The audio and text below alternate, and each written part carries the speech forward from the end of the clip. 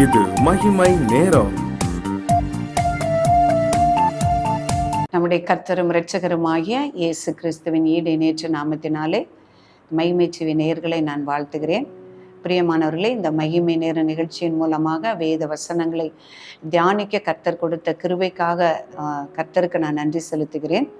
நாம் ஜாக்கிரதையாய் அசதியாய் இராமல் ஜாக்கிரதையாய் இருக்க வேண்டும் என்று கர்த்தர் சொல்லியிருக்கிறார். நம்முடைய வேதத்திலே வாசிக்கிறோம்.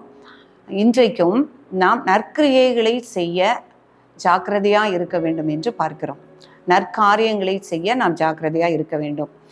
பவுல் அப்போஸ்தலர் தீத்துவுக்கு எழுதும்போது 3ஆம் அதிகாரம் 8ஆம் வசனம், தேவனிடத்தில் விசுவாசமானவர்கள் நற்கிரியைகளை செய்ய ஜாக்கிரதையாய் இருக்கும்படி இவைகளை குறித்து திட்டமாய் போதிக்க வேண்டும் என்று விரும்புகிறேன். இவைகளே நன்மையும் மனுஷனுக்கு பிரயோஜனமும் ஆனவைகள். பவுல் அப்போஸ்தலர் தீமோத்தேயுவுக்கும் தீத்துவுக்கும் அநேக புத்திமதிகளை சொல்லி நிருபங்களை எழுதியிருக்கிறார் என்று நாம் வாசிக்க முடிகிறது. சபையிலே விசுவாசிகள் எப்படி இருக்க வேண்டும், நீர் எப்படி போதிக்க வேண்டும், நீர் எப்படி உத்தமமாய் நடக்க வேண்டும் என்று அநேக புத்திமதிகளை பிரசங்கிகளுக்கும் விசுவாசிகளுக்கும் அவர் சொல்லுகிறதை நாம் பார்க்க முடிகிறது. இப்பொழுது என்ன சொல்லியிருக்கிறார்னா, தேவனிடத்தில் விசுவாசம் உள்ளவர்கள், உன்னுடைய சபையில் உள்ள விசுவாசிகள் நற்கிரியைகளை செய்ய ஜாக்கிரதையா இருக்கும்படி இவைகளை குறித்து நீ திட்டமாய் போதி, இதுதான் நன்மையும் அது பிரயோஜனமா இருக்கிறது அப்படின்னு சொல்றாரு. இப்ப ஏன்னா விசுவாசிகள் நம்ம வாசிக்கிறோம், கிரியைகள் இல்லாத விசுவாசம் செத்த விசுவாசம். இப்போ நாம் விசுவாசிகள் என்று அநேகர் நாம் சொல்லிக் கொள்கிறோம், ஆனால் நம்மிடத்திலே கிரியைகள் காணப்படுவதில்லை. அப்போ கிரியைகள் செய்ய நாம் ஜாக்கிரதையா இருக்க வேண்டும். நற்கிரியைகளை நான் செய்யும் பொழுதுதான் அது நன்மையும் பிரயோஜனமுமா இருக்கும். அப்ப என்ன நன்மையும் பிரயோஜனமா இருக்கு நாம் நற்கிரியைகளை செய்யும் பொழுது பார்க்கும் பொழுது, அந்த இயேசு கிறிஸ்து சொல்றாரு, அவருடைய மத்தேயு 25ஆம் அதிகாரத்திலே பரலோக ராஜ்யத்தை குறித்து சொல்லும் பொழுது, அவர் கடைசி நாட்களில் அவர் வருகையிலே அவர் எல்லா ஆத்துமாக்களையும் கூட்டி சேர்ப்பார். அப்போ நன்மை செய்கிறவர்களை வலது பக்கத்திலும் தீமை செய்கிறவர்களை இடது பக்கத்திலும் நிறுத்தி, ஆசீர்வதிக்கப்பட்டவர்களே உங்களுக்கு என்று ஆயத்தம் பண்ணப்பட்ட ராஜ்யத்தில் பிரவேசிங்கள் என்று சொல்லுவார் அப்படின்னு சொல்லி அதுல வாசிக்கிறோம். அப்போ அந்த ராஜ்யத்திற்கு பிரவேசிக்க தகுதி உள்ளவங்க என்னன்னா, நல்ல காரியங்களை செய்தவர்கள், நற்கிரியைகளை செய்தவர்கள். அவங்க கேட்காங்க, ஆண்டவரே எங்களுக்கு இந்த கிருபை எப்படி கிடைச்சது, நாங்க எப்படி இதுல போறோம் அப்படின்னு சொல்லும் பொழுது ஆண்டவர் சொல்லுகிறாரு, நான் பசியா இருக்கும்போது நீங்க எனக்கு உண்ண உணவு கொடுத்தீங்க, நான் தாகமா இருக்கும் பொழுது எனக்கு குடிக்க தண்ணி கொடுத்தீங்க, நான் வஸ்திரம் இல்லாது இருக்கும்போது எனக்கு வஸ்திரம் கொடுத்தீங்க. அப்ப இதெல்லாம் அவர் சொல்றாரு, இந்த சிறியராகிய என்னுடைய சகோதரரான இவர்களில் ஒருவருக்கு நீங்க எதை செய்கிறீர்களோ அதையே எனக்கு செய்தீர்களாம். பிரியமானவர்களே, கர்த்தர் இதுல பிரியமுள்ளவரா இருக்கிறார். நம்ம இந்த காரியங்களை நம்ம அசட்டையா எடுக்காம இதை நம்ம ஜாக்கிரதையா எடுத்துக்கொள்ளணும். அவர் அதுல பிரியமுள்ளவரா இருக்கிறார். இதை அவர் நினைவு கூறுகிறார். நாம் அவருடைய சன்னதியில வந்து நிற்கும் பொழுது இதையெல்லாம் ஆண்டவர் பார்க்கிறாரு. உனக்கு பசியா இருக்கிறவனுக்கு கொடுக்க வாய்ப்புகள் இருக்கும் பொழுது நம்ம கொடுத்தோமா, தாகமா உள்ளவங்களுக்கு உடைய தாகத்தை தீர்க்க வாய்ப்பு இருக்கும்போது நம்ம செய்தோமா, நம்ம வியாதியா இருக்கும்போது நம்ம போய் பார்த்தோமா, அந்நியரை உபசரிச்சோமா என்று ஆண்டவர் இந்த நற்கிரியங்களை சோதித்து பார்க்கிறார். இதைகளை செய்யாம நம்ம இருந்தோம்னா ஆண்டவர் என்ன சொல்றாரு, சபிக்கப்பட்டவர்களே நீங்கள் ஆக்கினைக்குள்ளாக நீங்க போங்க அப்படின்னு சொல்லுவாருன்னு பார்க்கிறோம். அப்ப அந்த நன்மையான காரியங்கள் நம்ம நற்கிரியைகளை செய்ய ஜாக்கிரதையாய் நம்ம நாட வேண்டும். இன்னும் ஒரு ஓமையா ஆண்டவர் சொல்லும் போது சொல்றாரு, நித்திய ஜீவனை நான் சுதந்திரித்து கொள்ளனா என்ன செய்யணும், ஒரு நியாயஸ்திரி அவர்கிட்ட கேட்கும் பொழுது அவர் சொல்றாரு, நீ உன்னிடத்தில் அன்பா இருக்கிறது போல பிறனிடத்திலும் நீர் அன்பா இரு, இதுதான் அப்படின்னு சொல்றாரு. அப்ப எனக்கு பிறன் யாருன்னு சொல்லும் பொழுது ஆண்டவர் அழகா ஒரு ஓமையை சொல்றாரு. ஒரு வழிபோக்கன் ஒருவன் கள்ளர்களால் அகப்பட்டு குற்றுயிராக கிடக்கும் பொழுது அந்த வழியாக ஒரு ஆசாரியன் அதை பார்க்கிற, அவனுக்கு உதவி செய்ய அவனுக்கு மனம் இல்லை. அவன் வேதங்களை கற்றவனா இருந்தோம், அவனுக்கு உதவி செய்ய மனம் இல்லை. ஆனா அந்த ஒரு லேவியன் பார்த்துட்டு போறான், அவனாலும் அவனுக்கு உதவி செய்ய மனம் இல்லை.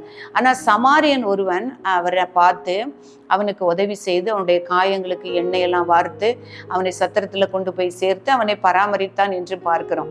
அப்போ ஆண்டவர் என்ன சொல்றாரு, இப்படி இவன் தான் அதிகமா இரக்கம் பாராட்டினான், இவன் தான் பிறன் அப்படின்னு சொல்லி அவருக்கு சொல்றதை பார்க்கிறோம். அப்போ இந்த மாதிரி நற்கிரியைகளை நீங்க செய்ய வேண்டும், அப்போதான் நீங்க நித்திய ஜீவனை நீங்க அடைய முடியும் என்பதாக இயேசு கிறிஸ்து நமக்கு கற்றந்திருக்கிறார்.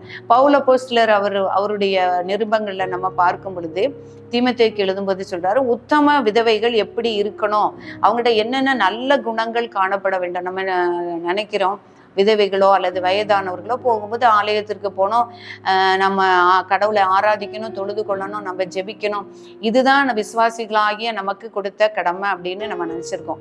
ஆனா அவர் இப்ப தீமோத்தேயுக்கு எழுதும்போது அழகா சொல்றாரு, அவங்களுடைய வேலை எப்படின்னா அவங்க அந்நியரை உபசரிக்கணும், பரிசுத்தவான்களுடைய கால்களை அவங்க கழுவணும், உபத்திரவப்பட்டவங்களுக்கு அவங்க உதவி செய்யணும். இப்படி சகல நற்கிரியைகளையும் அவங்கள செய்யும் பொழுதுதான் அவங்கள உத்தம விதவைகள் கூட்டத்துல நீங்க சேர்த்து கொள்ளணும்னு சொல்றாரு. அப்போ பரிசுத்தவான்களுடைய கால்களை கழுவணும், உபத்திரவத்துல உள்ளவங்களுக்கு நாம் உதவி செய்யணும் அப்படின்னு அவரு சபையில உள்ள விசுவாசிகளுக்கும் அந்த உத்தம விதவைகளும் இப்படி இருக்கணும் அப்படின்னு சொல்லி சொல்றாரு. இயேசு கிறிஸ்துவே அதைத்தான் நமக்கு சொல்லி காண்பித்திருக்கிறார். தன்னுடைய சீஷர்களுடைய கால்களை கழுவி அந்த தாழ்மையை கற்றுத்தந்து அவர் சொல்லியிருக்கிறாரு சீஷர்கள்ட்ட, ஆண்டவரும் போதகருமாகிய நானே உங்களுடைய கால்களை கழுவினால் நீங்கள் ஒருவருடைய கால்களை ஒருவர் கழுவ வேண்டும் என்று சொல்லி இந்த தாழ்மையை நாம் கற்றுக்கணும்னு சொல்லி, நான் உங்களுக்கு செய்தது போல நீங்களும் செய்யணும் அப்படின்னு சொல்லி நான் உங்களுக்கு மாதிரியை பின்வைத்து போனேன்னு சொல்லுறாரு. பிரியமானவர்களே, இது எல்லா காரியங்களையும் நான் செய்ய ஜாக்கிரதை உள்ளவர்களாய் காணப்பட வேண்டும், அசதியாய் இராதபடி ஜாக்கிரதை உள்ளவர்களாய் காணப்படும். அவர் தீத்துக்கு எழுதும் போது அதை சொல்றாரு, நற்கிரியைகளை செய்யும்படி நீ அவங்களுக்கு பிரசங்கம் பண்ணு அப்படின்னா. அப்போ இயேசு கிறிஸ்து கடைசி நாளில் அவருடைய நியாயாசனத்துல வரும் பொழுது அவனவனுடைய கிரியைகளுக்கு தக்கதாக அவனுக்கு பதிலளிப்பார் என்று நான் பார்க்கிறோம். அது நிச்சயமாக உண்டு. நான் முதல்ல நம்ம பார்த்தது போல, நீ என்னென்ன காரியங்கள்லாம் செய்த அதனால நீ நித்திய ராஜ்யத்திற்குள் பிரவேசி, நீ இன்ன காரியங்கள் எல்லாம் நீ செய்யல அதனால நீ ஆக்கினைக்குள்ளாக பிரவேசி என்று கர்த்தர் ஒரு நாள் நம்ம நியாயம் தீர்ப்பார். வெளிப்படுத்தின விசேஷம் 22:12 பார்க்கும் பொழுது, இதோ சீக்கிரமாய் வருகிறேன், அவனவனுடைய கிரியைகளின்படி அவனவனுக்கு நான் அளிக்கும் பலன் என்னோடு கூட வருகிறது. நம்ம எல்லாருக்கும் தெரியும், நான் போகும்போது நான் செய்யக்கூடிய கிரியைகளின் பலன் தான் நம்ம கூட வரும்.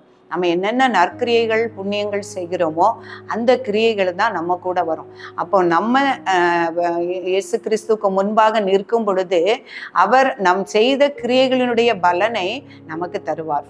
ஆசீர்வதிக்கப்பட்டவர்களை உங்களுக்காக ஆயத்தம் பண்ணப்பட்டிருக்கிற அந்த நித்திய ராஜ்யத்திற்குள்ள பிரவேசிங்கள் என்று சொல்வார். அதனால இந்த உலகத்துல நான் வாழும் பொழுது நற்கிரியைகளை செய்ய, வேதத்தில் சொன்னபடி நற்கிரியைகளை செய்ய நம்ம எப்பொழுதும் ஜாக்கிரதை உள்ளவர்களாய் காணப்படும். அசதியா இல்லாதபடி வாய்ப்பு கிடைக்கிற பொழுதெல்லாம் நம்ம அந்த உணர்வுள்ளவர்களாய், எப்பொழுதும் அந்த உணர்வுள்ளவர்களாய் நல்ல காரியங்களை செய்ய உணர்வுள்ளவர்களாய் இருந்து அந்த காரியங்களை செய்யும் பொழுது கர்த்தர் நமக்கு பெரிய நன்மைகளை செய்வார். நாம் ஜெபிப்போமா? இரக்கமும் கிருபை நிறைந்த எங்கள் அன்புள்ள ஆண்டவரே, உண்மை துதிக்கிறோம் அப்பா. இந்த வார்த்தைகளுக்காக தேவரே நன்றி செலுத்துகிறோம் அப்பா. நன்மையானவர்களை, நல்ல காரியங்களை, கிரியைகளை செய்ய நாங்கள் ஜாக்கிரதையாக இருக்க வேண்டும் என்று கர்த்தர் தியானிக்க நீர் உதவி செய்தீரப்பா. அப்பா, எங்களை உணர்வுள்ளவன் ஆக்கி அப்பா, ஸ்தோத்திரம் ஆண்டவரே, நல்ல காரியங்களை, நல்ல பண்புகளை நாங்கள் செய்ய எங்கள் ஒவ்வொருவருக்கும் நீர் உதவி செய்ய முடியாது ஜெபிக்கிறோம்.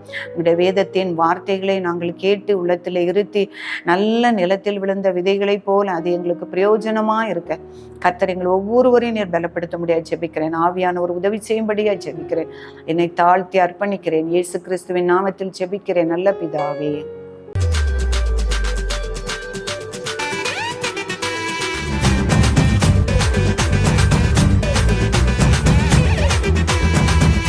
மகிமை மகிமை மகிமை